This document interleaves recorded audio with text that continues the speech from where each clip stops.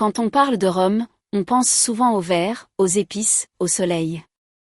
Mais son origine caribéenne raconte aussi une histoire plus dure, celle de la canne à sucre, des plantations, et de l'esclavage.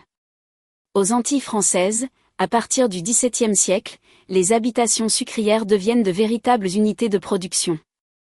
On y cultive la canne, on l'écrase, on fait bouillir le jus, puis on transforme les sous-produits de la sucrerie. Le rhum naît dans cet univers. Pas comme une boisson de luxe, mais comme un produit lié à l'économie du sucre. Et cette économie repose massivement sur des femmes et des hommes réduits en esclavage, déportés d'Afrique, contraints de travailler dans les champs, les moulins, les chaudières et les ateliers. Le Code noir, promulgué sous Louis XIV, encadre juridiquement cette société esclavagiste dans les colonies françaises. Il ne protège pas une liberté, il organise une domination.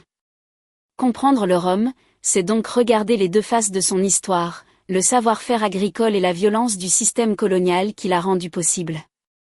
L'esclavage est aboli dans les colonies françaises en 1848.